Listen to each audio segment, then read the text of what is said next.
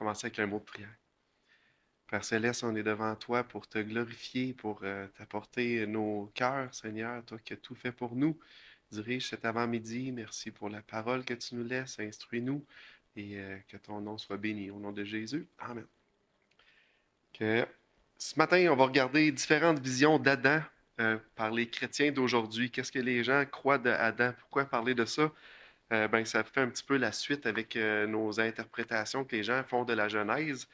Puis en 2011, il y avait la revue Christianity Today, qui est une revue pour le monde évangélique chrétien, qui avait publié un article, ça s'appelait The Search for Historical Adam.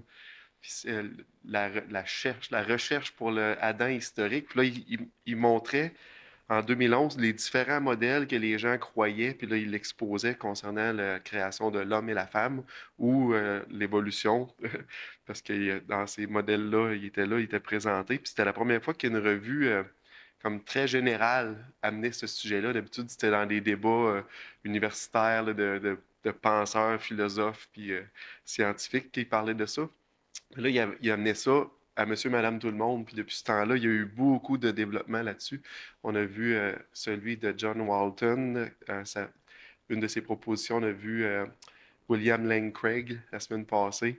Ceux qui ne l'ont pas vu pour retourner en arrière, l'écouter, là, pas la semaine passée, mais quelques semaines, sur le site Internet de l'Église. Mais c'est vraiment intéressant. Puis ça a poussé ces réflexions-là dans le monde évangélique. Puis c'est ça que je voudrais qu'on regarde aujourd'hui ensemble. Je vais commencer avec la position historique, la position que moi je crois, puis que l'Église ici adopte. C'est la position où ce que Adam et Ève font partie d'un monde créé par Dieu il y a environ 6 à 10 000 ans. La terre, elle est jeune. Hein. La création de l'homme et la femme a été faite le 6e jour. Adam a été créé de la poussière de la terre. Ève a été créée de la côte d'Adam. Le 6e jour, les deux, le 6e jour, Adam et Ève sont les ancêtres de l'humanité. C'est de eux que découle tout le reste de l'humanité. Adam et Ève ont péché. C'est ce péché-là qui a entraîné une malédiction sur le monde, puis la mort. Puis la nature pécheresse est héritée à toute l'humanité par Adam. Fait qu'on est vu qu'on est les descendants d'Adam et Ève, on a hérité de cette nature en nous. Ça, c'est la position qui est historique concernant Adam et Ève. Maintenant, la position évolution théistique classique qu'on avait regardée, hein, ça va suivre un modèle évolutionniste d'un ancêtre commun. Fait que là, environ 6 millions d'années, il y a eu le premier homme-singe qui a apparu suite à un processus évolutif très long. Hein, puis l'humanité ne viendrait pas de 2 personnes, mais d'une population d'humanoïdes d'environ 10 000 individus qui, là, 6 millions d'années, a commencé à se développer puis à évoluer jusqu'à temps qu'on arrive un jour à l'homo sapiens ou l'homme moderne, comme on pourrait se qualifier nous autres.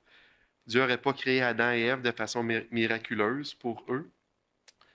Peut-être que Dieu aurait créé l'âme au niveau de l'être humain, là, mais c'est incertain parce qu'eux, ils pensent que la psychologie humaine de la religiosité fait partie de l'évolution. Fait que même l'idée que l'homme soit religieux, ça aussi, ça allait évoluer. Fait qu'ils sont pas sûrs pour l'âme. Ça reste quelque chose d'immatériel, puis ils croient à ce qui est matériel, qu'est-ce qui est, que tu peux toucher physiquement. Fait que ça reste incertain pour l'évolutionnistes théistes classiques. Puis la mort est présente depuis le début, c'est pas la conséquence du péché d'Adam et Ève. Pour eux, la mort était là, c'est naturel, ça fait partie de la chaîne de la vie. Ça, c'était le premier modèle évolutionniste théiste. Le modèle Homo divinus, celui-là est intéressant. Ça suit aussi le modèle évolutif qu'on aurait un ancêtre commun il y a 6 millions d'années. Par contre, Adam et Ève n'auraient pas été créés par Dieu. Ce n'est pas une question de création, c'est vraiment une question d'évolution.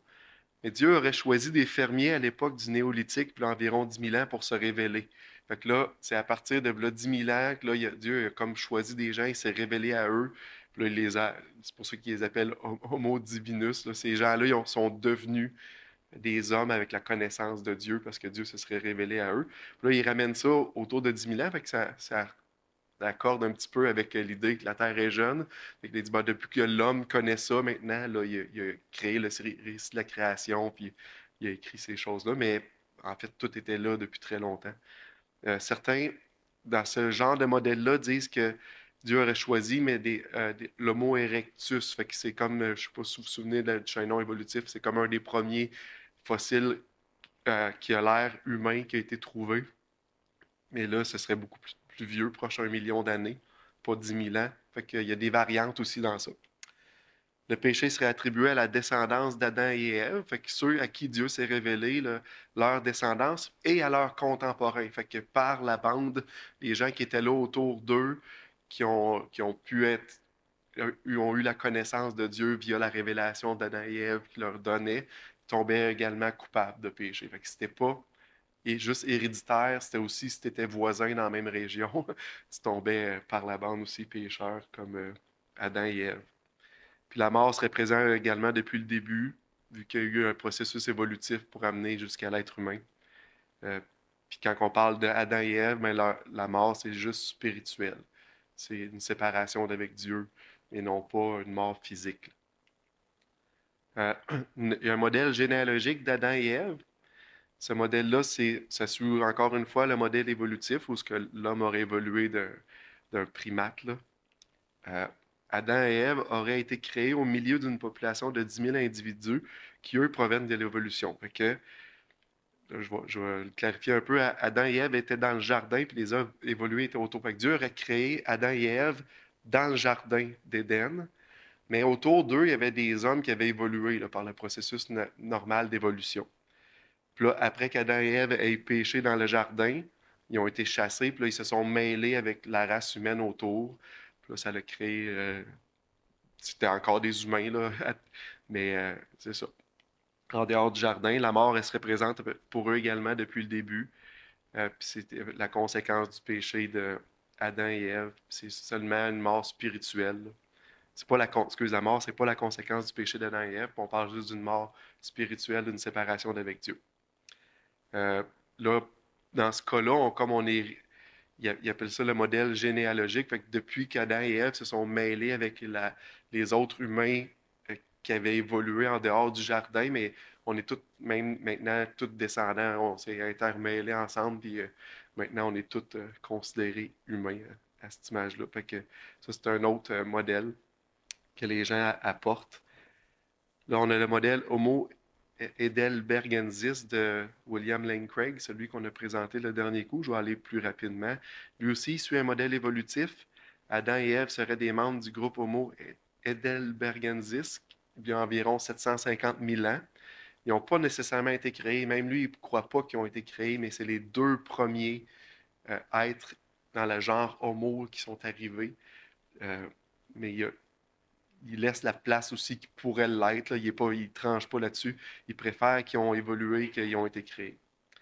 Adam et Ève seraient les ancêtres communs de tous les humains. Fait que c'est quand même les deux premiers du genre Homo. Puis là, pour eux, ils seraient les ancêtres de tous les êtres humains.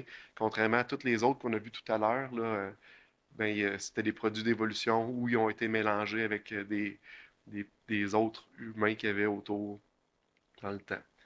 La mort, pour lui, elle est présente également depuis le début, puis c'est pas la conséquence du péché d'Adam et Ève, c'est seulement une mort spirituelle que la Bible parle, selon lui. On a le modèle de design d'origine unique. Ça ressemble beaucoup à ce que William Lane Craig parlait là, avec son Homo heidelbergensis, là.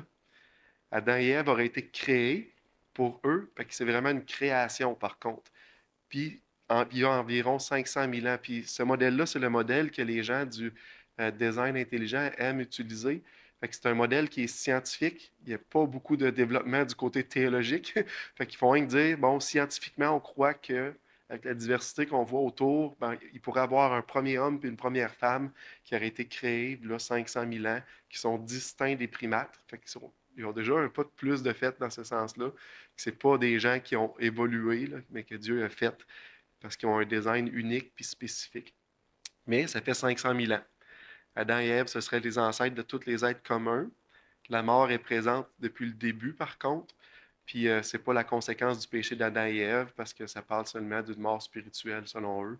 Fait que Dieu aurait créé, puis de temps en temps, il intervient dans sa création, puis fait avancer les choses, comme avec l'être humain qui aurait créé il y a 500 000 ans.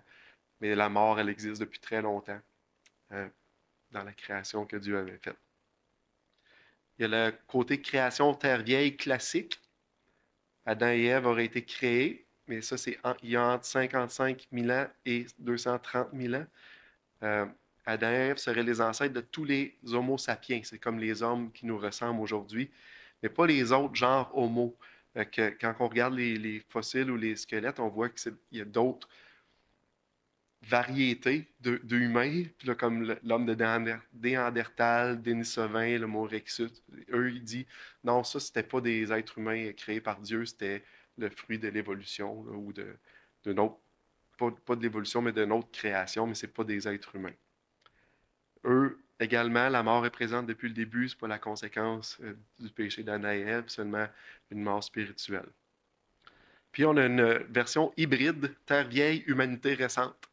Fait que, vous voyez qu'il y a plein de façons de voir Adam. Hein, la Terre et l'univers auraient des milliards d'années, mais Adam et Ève auraient été créés récemment entre 6 et 10 000 ans, comme le récit narratif, on le voit dans la parole. Adam et Ève seraient les ancêtres de tous les êtres humains, mais la mort est présente depuis le début, fait que dans le fond, les animaux ou d'autres mouraient, puis c'est pas la conséquence du péché d'Adam et Ève, mais c'est seulement quand on voit la mort comme malédiction dans la Bible, c'est seulement la mort spirituelle. Ce dernier point-là, je vais en revenir une autre fois juste là-dessus spécifiquement, parce que c'est la plus grosse différence entre ce qu'on comprend de la parole quand on croit la position historique. On croit que la mort est entrée dans le monde au complet, là, la mort physique et spirituelle, pas seulement pour les êtres humains, mais aussi pour la nature et la création qu'il y avait de fait autour. Fait que ça fait le tour un petit peu des différentes positions. Euh, Ceux qui ça leur intéresse, je pourrais vous le laisser. En fait, c'est gratuit sur Internet, on peut l'imprimer. Là. C'est Comparing Contemporary Evangelical Model Regarding Human Origin. Ça compare les différents modèles. Puis je je trouve ça quand même très bien fait. Fait que si vous êtes intéressé à ça. D'autres livres intéressants, Searching for Adam, puis vu que dans la foulée où ce que tous les gens arrivaient avec toutes sortes d'hypothèses, il y a un Terry Mortensen qui a sorti la position vraiment là, qu'on croit là, littérale là, historique, puis il l'a vraiment tout bien défini puis détaillé pour un peu faire la contrebalance de tous les gens qui arrivaient avec leur nouvelle hypothèse puis leur nouvelle chose de façon de voir le monde, qui vient en grosse partie de vouloir expliquer ce que la science veut enseigner, la science historique veut enseigner, puis il a fait un méchant bon travail avec ceux qui sont intéressés. Maintenant, pourquoi on croit à une interprétation littérale? Fait que j'aimerais ça passer un petit peu de temps là-dessus. Adam et Ève sont les premiers humains. Euh, le premier point que j'ai, c'est la généalogie. Quand on regarde dans la parole, on voit que dans Genèse 5, ben, Genèse 1, on voit la création, on voit Adam et Ève, mais dans Genèse 5, on voit la première généalogie. Elle commence avec Adam. Après ça, on voit dans Chronique, 1 Chronique 1, encore la généalogie qui recommence avec Adam. Puis Luc reprend la généalogie, mais là, elle se termine, là, c'est à contre-rebours, part de Jésus, puis là, ça se termine encore une fois avec Adam. Fait que, à trois places dans la parole, Dieu nous laisse une séquence d'une généalogie, puis ça va tout à un Adam littéral. Oups. Je sais pas pourquoi ça part vite de même. OK. Euh, L'autre, on l'a lu plusieurs fois, mais j'aimerais ça qu'on retourne Matthieu 19. Quand on parle de ce sujet-là, ça revient souvent. Matthieu 19, les versets 4-5.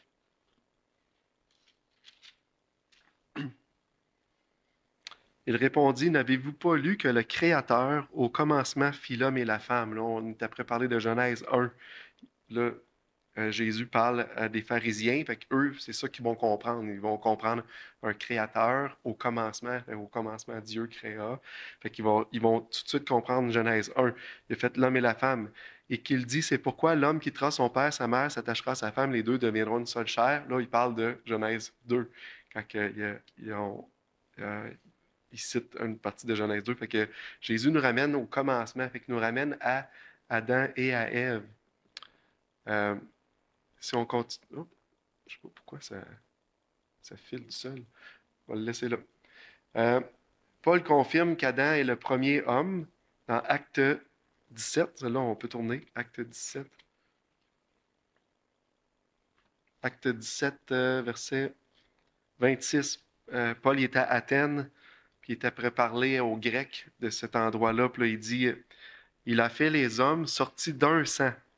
Il a fait que tous les hommes sortis d'un sang habitent sur toute la surface de la terre et a déterminé la durée des temps et des bornes de leur demeure. Hein. Tous les hommes sont sortis de un sang, de une personne.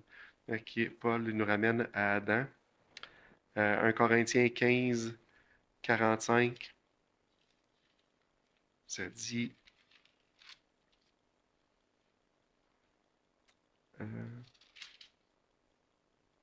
c'est pourquoi il est écrit, le premier homme, Adam, devint une âme vivante. Le dernier Adam est devenu un esprit vivifiant. Le dernier Adam, c'est Jésus-Christ. Mais le premier homme, Adam.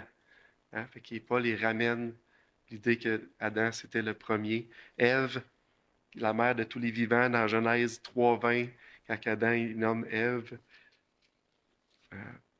dit Adam donna à sa femme le nom d'Ève, car elle est la mère de tous les vivants. Fait que de Ève est sortie toute l'humanité. Après ça, on tombe à pourquoi on croit qu'Adam et Ève ont été spécialement créés par Dieu. C'est une intervention directe de Dieu, ce n'est pas un processus évolutif. Dans Genèse 2, on peut le voir, là, comment Dieu les a formés, mais on voit aussi que Paul confirme l'acte créateur. On est déjà dans Corinthiens.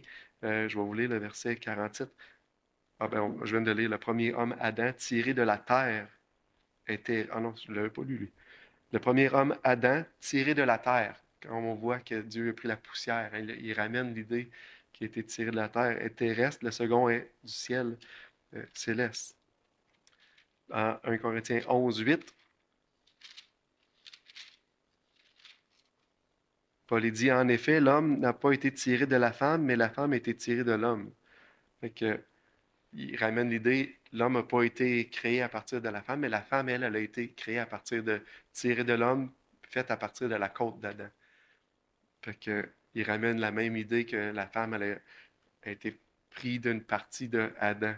Fait que ça confirme encore l'idée que Dieu a créé de façon spéciale l'homme et la femme, ce qu'on voit dans Genèse 2, une intervention directe. Adam et Ève ont commis le premier péché. L'homme avait été créé parfait. Et bon, là, on voit quand Dieu a créé, tout était bon, tout était très bon. L'homme était dans le jardin, tout allait bien jusqu'à temps qu'il soit tenté. Ecclésiaste 7, 29, c'est intéressant comment est-ce que Salomon en parle.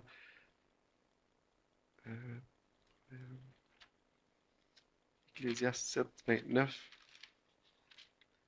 Ça dit, seulement voici ce que j'ai trouvé, c'est que Dieu a fait les hommes droits, mais ils ont cherché beaucoup de détours. Ouais, Dieu a fait les hommes droits, il les a créés droits. Mais après la chute, l'homme a cherché beaucoup de détours. Paul confirme l'idée que le premier péché vient d'Adam dans Romains 5, 12. C'est pourquoi, comme par un seul homme, le péché est entré dans le monde et par le péché la mort, et qu'ainsi la mort s'est étendue sur tous les hommes parce que tous ont péché. Hein, le péché est entré dans le monde via Adam par un seul homme. 2 Corinthiens 11, 3. On voit que Paul même confirme le récit par lequel la chute est arrivée. Je pense que je dois avoir mis un timer sur mes affaires. Les slides bougent tout seuls. OK. Toutefois, de même que le serpent séduisit Ève par la ruse, je crains que vos pensées ne se corrompent et ne se détournent de la simplicité à l'égard de Christ. Fait que Paul ramène l'idée que c'est le serpent qui a séduit Ève. Puis il en parle comme ça, pas comme une image ou comme une allégorie, mais comme un fait pour les gens qui y parlent. Fait que ça ramène l'idée qu'il y a eu un péché original, puis ça l'a amené la mort. Hein, la mort, c'est la punition du péché. Dieu avait fait tout très bon. Quand on voit la fin de la création dans Genèse 1, 31, Dieu dit, voici, tout est très bon. Fait que là, on peut s'entendre que très bon, ça n'inclut pas la mort, la maladie, la souffrance, ces choses-là, les parasites, les épines même. Ça vient de la malédiction qui est arrivée par après. Dieu confirme que la mort est la conséquence du péché. Dans Genèse 2,17, ça dit, il parle du fruit de l'arbre de la connaissance du bien et du mal. Le jour où tu vas en manger, tu vas mourir certainement. Là, la mort, ce serait une conséquence de ça. Puis Paul confirme que la mort est l'ennemi. 1 Corinthiens 15, 26. On va le lire ensemble, celle-là. 1 Corinthiens 15, 26, ça dit, le dernier ennemi qui sera réduit à l'impuissance, c'est la mort. Que Dieu va réduire à l'impuissance la mort. Apocalypse 21, 4. Tournez ensemble aussi. Jean va garantir que la mort ne sera plus. En fait, c'est Christ, la révélation de Jésus que Jean a reçue. Apocalypse 1,4. Il essuiera toute larme de leurs yeux et la mort ne sera plus. Il n'y aura plus aucun deuil, ni cri, ni douleur. Les premières choses auront disparu. Pas de douleur, plus de cri, plus de deuil. Il n'y aura plus de mort. Fait que ça aura été vaincu. Fait que maintenant, pourquoi les gens veulent absolument mélanger l'évolution puis la parole, mais voici les points principaux qui sont leurs principaux arguments pour dire oh, je pense que l'homme a évolué, puis c'est ça qui fait le plus de sens. Ils vont se baser sur le registre fossile, ils vont se baser sur la ressemblance génétique qu'on a avec le chimpanzé. Ils vont se baser sur le fait que notre ADN, ils disent qu'à l'intérieur, on a beaucoup d'ADN qui ne sert plus à rien. Ils appellent ça de l'ADN poubelle, qui sont une preuve qu'on a des descendants communs. Puis là, quand ils comparent le chimpanzé puis l'être humain, ils disent on a la même ADN poubelle, donc on vient de l'ADN qui ne sert plus à rien, qui viennent de nos ancêtres. Ils vont prendre ça comme argument. Puis l'autre, ils vont dire qu'il y a une trop grande diversité génétique dans les êtres humains sur la Terre aujourd'hui pour venir seulement de deux êtres communs, un homme puis une femme. J'aimerais ça qu'on prenne un peu de temps juste pour regarder tous ces arguments-là, puis voir s'ils tiennent vraiment la route. Le premier, c'est le registre fossile. Ça, c'est l'arbre standard où on voit l'évolution. On parle. Je pense qu'il y a un pointeur là-dessus. Oh, yes. Ici, autour de 6 millions d'années, serait apparu le premier homme-singe. Hein? Mais si on regarde où est-ce qu'il y a des cercles rouges, c'est où est-ce qu'on va inférer une relation sans avoir d'évidence fossile. Fait que ces premiers-là, ils apparaissent, mais ils n'ont pas de descendants. Ils n'ont aucune évidence fossile d'avoir des descendants. Ici, on voit tous les petits pointillés. C'est ça que ça veut dire. Donc là, quelques millions d'années plus tard, on retrouve une autre famille, qui est la famille des Australopithèques, c'est des singes du Sud.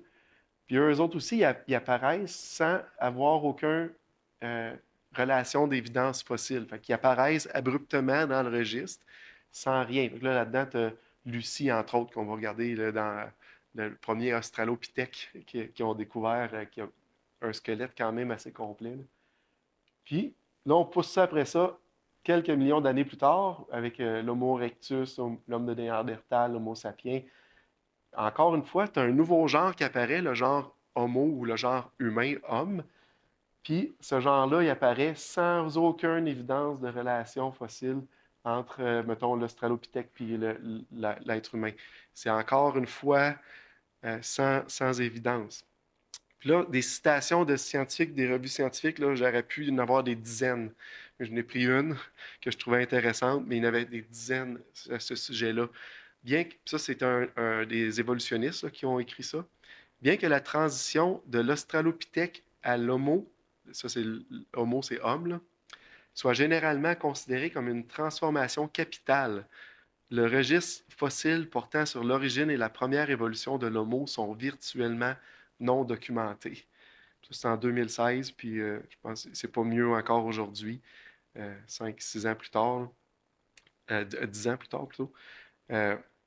C'est capital qu'on trouve qu'est-ce qui s'est passé entre l'Australopithèque puis le genre Homo, mais on n'a pas d'évidence fossile. Il y en a plein de ça. J'en ai pris une au travers des autres. Celle-là aussi, je la trouvais vraiment intéressante. Ernst Mayr, c'est un des plus gros qui a poussé beaucoup l'évolution. C'est un Américain. Ben, c'est un Allemand, mais qui a travaillé surtout aux États-Unis, là, puis qui amenait beaucoup par rapport à l'évolution. Puis il a écrit les premiers fossiles d'Homo, Homo rudolfensis et Homo erectus, sont séparés des Australopithèques par un large fossé non comblé. Comment expliquer cette apparition abrupte? Ne disposant d'aucun fossile pouvant servir de chaînon manquant, nous devons recourir à la méthode consacrée par la science historique, la construction d'un récit historique. Fait il ne se cache pas, il dit on n'a aucun chaînon manquant. Fait que la seule chose qui nous reste, vu qu'on voit un genre de suite logique, ben on va raconter une histoire de comment ça a pu se passer. Mais ils n'ont pas les chaînons manquants. Fait que ça, c'est encore un fait aujourd'hui, là. Qu'est-ce que les jeunes apprennent à l'école, qu'on vient d'Australopithèque ou avant ça, mettons, genre de l'homme de Toumaï, peut-être, peut-être vous avez déjà entendu parler de ça plus qu'on recule. Mais tout ça, c'est fait sans chaînon manquant. Hein? Je vais regarder juste Lucie ou l'Australopithèque parce que c'est celui qui est considéré notre plus proche ancêtre commun, là, avant que le genre Homo arrive, là. Puis on va voir comment c'est flagrant leur interprétation. Puis ça, je l'ai déjà fait, fait qu'il y en a peut-être qui vont reconnaître, mais quand, quand on regarde ici le squelette, j'aime ça poser la question aux gens, quand vous voyez le squelette, qu'est-ce qu'on doit supposer pour arriver à une reconstruction qui ressemble à ça, juste en regardant le squelette? Ben, il y a beaucoup de choses qu'on doit supposer, hein. Est-ce que vous voyez des mains et des pieds dans le squelette? Non, ils n'ont pas trouvé de mains et de pieds de Lucie. Quand on voit dans le dessin, ils ont mis des pieds et des mains humaines, juste plus poilues un peu, hein. Il y a plusieurs choses qu'on doit supposer. Mains, pieds, le regard. Elle a un fond des yeux blancs. En passant, aucun primate a les fonds des yeux blancs, seulement les êtres humains. Hein, le poil, la couleur, la posture. Bon, tout ça, on doit le supposer. Si on avance dans différents musées, elle a été représentée de d'autres façons. Le musée de Londres, ça a l'air un peu plus primitif. Dans le musée de Saint-Louis, ça a l'air d'un mannequin qui était prêt à faire une pause. Hein? Le musée de Chicago, un petit peu plus primitif. Hein? Mais si on regarde, on peut lui donner l'image qu'on veut. C'est des représentations artistiques avec un même. J'aime le dessin en bas. Elle peut avoir l'air d'un primate ou elle peut avoir l'air de quelqu'un d'illuminé qui vient de comprendre quelque chose puis de super intelligent. C'est l'air qu'on va lui donner. Hein. C'est une reconstruction, c'est des os. Hein. Fait que ça va avec le paradigme qu'on a dans la tête en partant. Hein. Si on regarde Lucie, son squelette, ça ressemblait à ça à peu près. 3 pieds 5, qu'une femme de taille moyenne autour de 5 pieds 5. Qu'est-ce que ça peut avoir là? Ça c'est la partie où j'ai besoin de vous autres, les gars. C'est une petite vidéo pour ses hanches. Ils ont fait une reconstruction de ses hanches quand ils ont trouvé le squelette. The perfect fit was an illusion that made Lucy's hip bones seem to flare out like a chimp's. But all was not lost.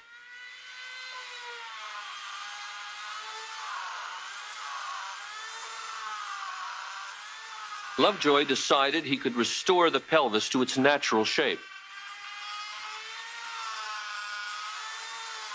He didn't want to tamper with the original, so he made a copy in plaster.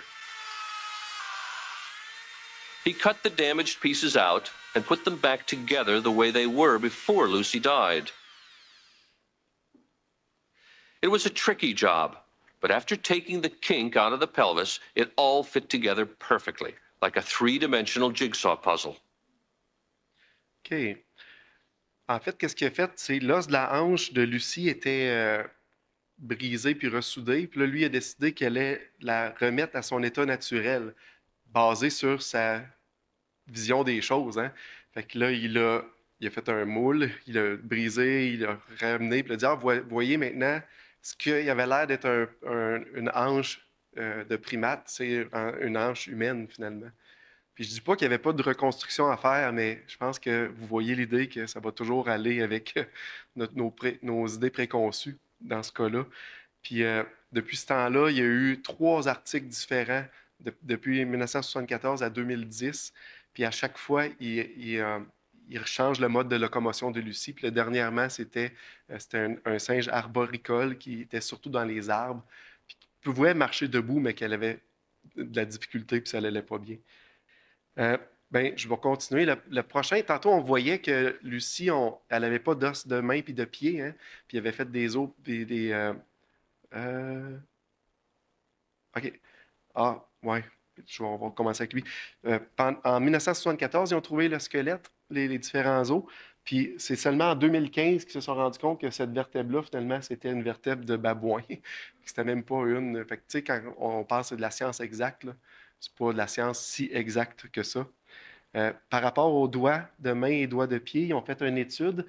Ça, c'est les humains normaux, la courbe qu'on peut avoir dans nos phalanges.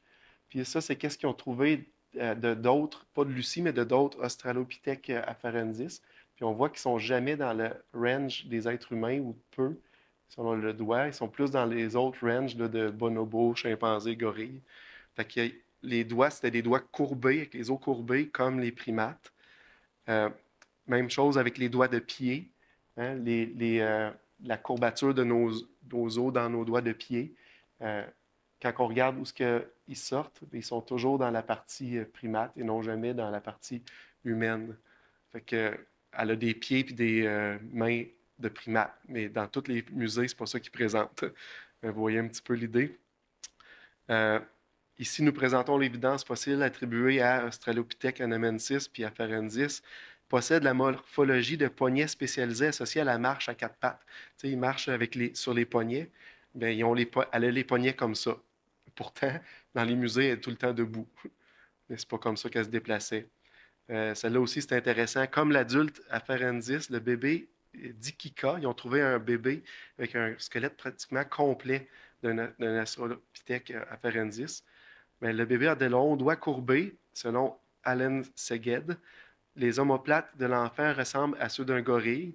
L'articulation de l'épaule est particulièrement semblable aux primates modernes, aux primates modernes. Que les, en contrastant significativement avec l'articulation de l'épaule que les humains modernes possèdent. Merci, j'ai sauté une ligne. Les chercheurs ont déterminé que les canaux semi-circulaires de l'enfant en bas âge ressemblent à ceux de singes africains et aux autres australopithecines. Ceci suggère qu'Australopithèque afarensis n'était pas aussi rapide et agile sur deux jambes que les humains modernes. Vous voyez le titre de l'article? Le titre de l'article, c'était Le bébé de Lucie. Un extraordinaire nouveau fossile humain est venu à la lumière. Hein? Des doigts courbés, des omoplates d'un gorille, épaules de primate, canaux semi-circulaires de singe africain, mais le titre, full sensationnaliste, un squelette humain a été trouvé. Vous voyez un petit peu le biais qu'il peut avoir. Notre ressemblance génétique avec les chimpanzés, je ne passerai pas beaucoup de temps là-dessus, ça c'est amplement documenté maintenant. Au début, on disait que l'ADN du chimpanzé et de l'être humain se ressemblait beaucoup à 98-99%. C'est totalement faux. Il est maintenant clair, ça c'est un évolutionniste qui a dit ça, maintenant clair que les différences génétiques entre les humains et les chimpanzés sont plus grandes que précédemment pensé. Leurs génomes ne sont pas 98 à 99% identiques. Là, ça va tourner autour de 84 à 95% maintenant, selon les personnes. Mais même 1% de différence entre l'humain et le chimpanzé, ça représente 30 millions de lettres génétiques dans l'ADN. 30 millions. En 6 millions d'années, il aurait fallu que ces 30 millions de lettres-là se mélangent, soient acceptées par les mutations, que ça devienne favorable, que ça devienne la règle. C'est impossible. Il manque de temps pour l'évolution pour ça. Maintenant, l'ADN poubelle commune serait une preuve d'une descendance commune. Fait que, ils disent, dans notre ADN humain, il y a des parties qui ne servent à rien. Puis, dans ces parties-là qui ne servent à rien, on regarde les parties du chimpanzé, c'est pareil. Fait que ça veut dire qu'on a un ancêtre commun. Hein, l'idée en arrière de ça, c'est historiquement 97% du génome humain était considéré comme de la poubelle. Ça venait de nos ancêtres, puis c'est juste là, mais on ne s'en sert plus. Ça, c'est historiquement. 97% d'ADN poubelle a du sens dans un contexte évolutif où les mutations aléatoires auraient affecté le génome sur des millions d'années. Fait que ça ferait du sens. Puis le chimpanzé et l'homme ont pratiquement le même ADN poubelle, fait que ça suggérerait un ancêtre commun, une descendance commune. Mais la réalité, en 2012, il y a un projet ENCODE où ils ont tout déchiffré le génome humain au complet, puis ont commencé à regarder la partie qui était considérée poubelle. Mais en 2012, il était rendu déjà à 80% du génome qui était fonctionnel. L'ADN poubelle, c'était une fausse notion. C'est juste parce qu'on ne savait pas à quoi ça servait, puis ils avaient appelé ça comme ça. Puis les gens qui avaient écrit l'article s'attendaient de découvrir dans les prochaines années que 80% de fonctionnalité deviennent près de 100% bientôt de fonctionnalité. Fait que ça ne nous pointe pas vers descendant commun, mais plutôt vers un designer commun. C'est beaucoup plus ça que ça pointe. L'autre point, il disait qu'il y a une trop grande diversité génétique pour avoir seulement 2 êtres humains à la base de toute la race humaine ou l'humanité. Puis ça, c'est basé sur ton point de vue. Selon ton point de vue, cette diversité-là, si les changements se font lentement dans le temps, mais ça se peut pas qu'on ait autant de diversité aujourd'hui. Mais si on croit, nous, que les changements se font rapidement dans le temps, puis qu'originalement, Adam et Ève, il y avait beaucoup de diversité génétique en eux, parce que Dieu les avait créés parfaits pour s'adapter à différentes situations, bien, oui, on peut arriver à ça. Puis il y a 2 modèles créationnistes de gens différents, là, des généticiens, John Sanford et Nathaniel Jensen, qui expliquent comment, en partant d'un premier couple avec une diversité génétique intrinsèque, on arrive à la diversité qu'on a aujourd'hui dans 200 générations. Ça nous amène à peu près à 6000 ans. Fait que, eux, ils ont un modèle très scientifique qui arrive à cette conclusion-là. Fait que toutes les raisons pourquoi les gens veulent voir l'évolution de l'homme comme étant un fait, puis que là, il faut essayer de réinterpréter la Genèse, en fait, ça ne tient pas. Le registre fossile ne tient pas. La ressemblance génétique avec la chimpanzé, ça ne tient pas. L'ADN poubelle, ça n'existe même pas. Fait que ça nous pointe plus vers un créateur commun qu'un descendant. Puis la diversité génétique dans la race humaine aujourd'hui, elle s'explique même si on part d'un passé récent. Fait qu'on n'a pas besoin de mettre en doute le récit, on peut plutôt s'y fier. Ceux qui sont intéressés, je peux le prêter, là. Replacing Darwin, ça c'est Nathaniel Jensen qui l'a écrit, ça c'est un des modèles qui est vraiment simple à expliquer si vous avez des notions de base puis à comprendre, mais ça en est un, je peux vous le prêter. Habituellement, on a du temps pour des questions, mais là, j'ai passé mon temps pour ça, désolé. Fait que viendrez me voir après. Pour les questions, ça va me faire plaisir.